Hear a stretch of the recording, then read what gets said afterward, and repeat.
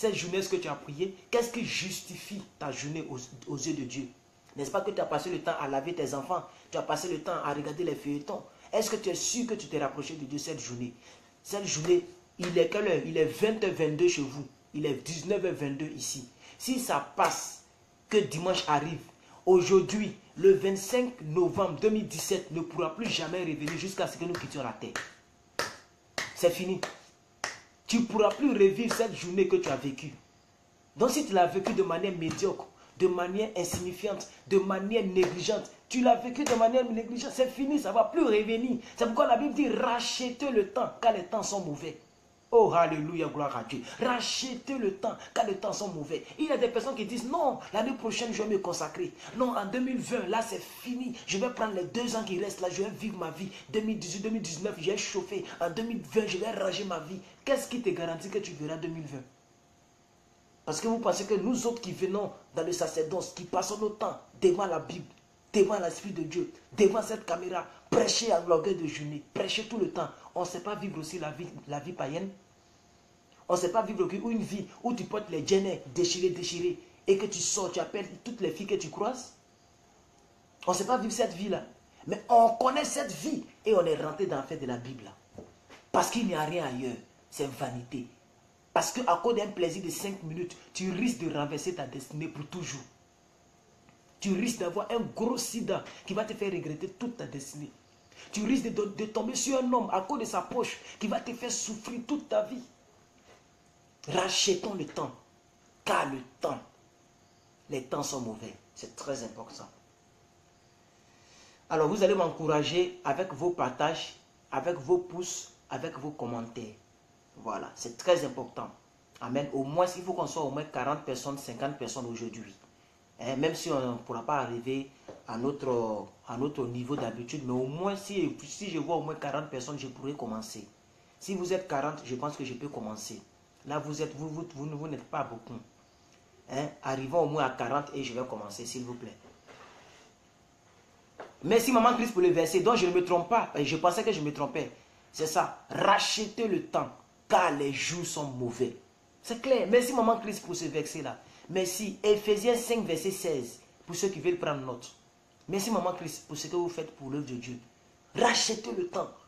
Souvent quand je vois les jeunes gens qui justifient leur païenneté, qui justifient leur mondanité, je suis là puis je me dis, mais qu'est-ce qui ne va pas?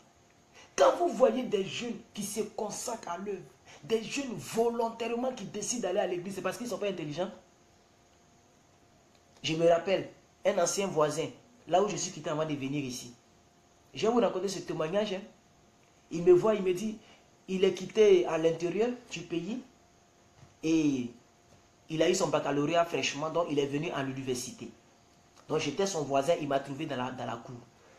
Alors il me dit comme ça, il se lève le matin, moi je suis en train de laver mes habits, parce que demain est dimanche, je dois aller à l'église. Et il me dit, ah, le chrétien, le pasteur. Ah, mais je t'écoute, tu prêches. Ça dit de manière ironique. Je lui ai dit que Dieu te bénisse, mon frère. Il dit, ah, mais c'est que si Dieu il peut utiliser tout le monde, il peut utiliser tout le monde dans différents domaines. Toi, Dieu t'a utilisé, Dieu t'a créé pour l'église. Moi, Dieu m'a créé pour les études. Donc, je suis venu ici pour poursuivre mes études à l'université d'Abidjan. Pour poursuivre mes études. Donc, par la grâce de Dieu, j'ai eu mon baccalauréat. Et donc, c'est mon 3e diplôme. Tu sais, il y a le CP, il y a le BPCP, il y a le baccalauréat. Donc, vraiment, je suis ici pour poursuivre mes études. Mais en tout cas, je t'encourage. Dieu peut faire que tu peux réussir là où tu es. J'ai commencé à sourire. Et donc, j'ai gratté ma tête. Je lui ai dit, ah, ok, que Dieu te bénisse. C'est que sur... moi, j'ai eu mon baccalauréat depuis 2009. J'ai déjà eu mon baccalauréat. Alléluia. Parce que les gens pensent que quand ils voient quelqu'un qui attrape la Bible, il a échoué. Toi, en 2017, tu as eu baccalauréat. Et comme tu me vois, petit, mince, tu penses que tu vois quelqu'un qui a échoué et qui s'est réfugié dans la Bible. Mais toi, c'est en 2017, moi, c'est en 2009. Il faut faire la différence. Je ne suis pas ton ami. J'ai fini mes études supérieures en 2014. Donc, il ne faut pas faire ça. J'ai eu mon baccalauréat en 2012. Donc, il faut te calmer, petit. Depuis ce jour-là, quand il me croise, il m'appelle vieux père. Amen. Est-ce que vous comprenez? Donc, ça ne veut pas dire que tout ce que vous voyez, c'est des gens qui ont échoué. Ils n'ont pas échoué. Ils n'ont pas échoué. En tout cas, en ce qui me concerne, je n'ai pas échoué dans la vie. J'insiste là-dessus. Parce qu'il y a beaucoup de personnes qui ne veulent pas prendre leur destin en main. Il y a beaucoup de personnes qui jouent avec leur vie. Oui, il y a beaucoup de personnes qui jouent avec leur vie. Comment il s'appelle? Salomon a dit, vanité de vanité, tout est vanité. Il a tout expérimenté. Qui était plus riche que Salomon à son temps? Qui était plus riche que Salomon à son temps? Il a connu toutes les couleurs de la peau de la femme. Toutes les belles filles au monde. La Bible dit, il a combien de concubines? Il a combien d'épouses? Alléluia. Et ce n'était pas une bénédiction mal acquise. C'est Dieu qui a béni Salomon. Mais il a pris la bénédiction dans le mauvais côté. Mais quand il a tout expérimenté, il s'est assis. Et puis il a dit non, vanité des vanités, tout est vanité. Tout est vanité. C'est un message fort qu'il enseigne aux chrétiens du 21e siècle. Les chrétiens qui se préoccupent de leur ventre avant leur âme. Les chrétiens qui se préoccupent de leur peau avant leur âme. Or, ton ventre va pourrir, ta peau va pourrir. Même les os seront dans le sol. Rachetons le temps.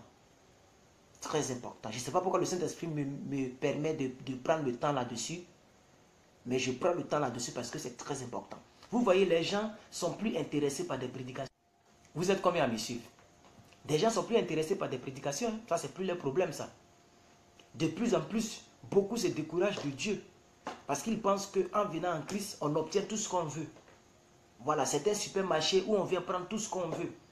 Non, on n'obtient pas tout ce qu'on veut. En venant en Christ, c'est Christ qui te donne ce qu'il veut.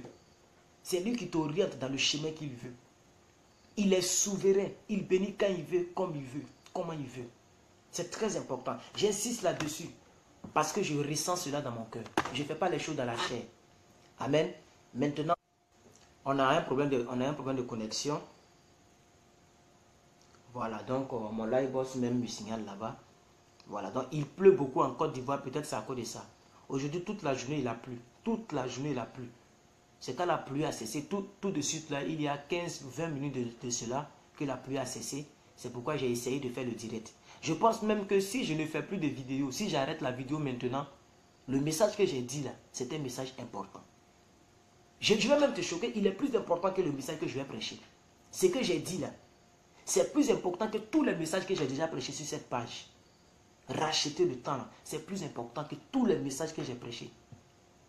C'est plus important. Il faut y penser, peuple de Dieu. Il faut y penser, très important. Laissez à faire des politiques là, laissez-les.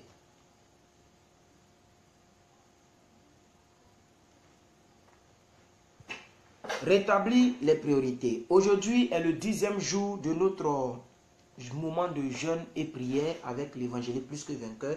Je vais dire merci aux 43 personnes qui ont jeûné avec moi aujourd'hui. À chaque fois, il y a des personnes qui s'ajoutent.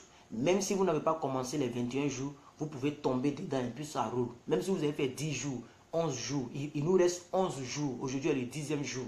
Si tu peux faire les 11 jours, il faut mettre en commentaire que je suis partant. Je vais mettre ton nom sur la liste. Amen. Je sais pourquoi je le fais. Je ne suis pas prophète, mais je pose des actes prophétiques avec votre nom.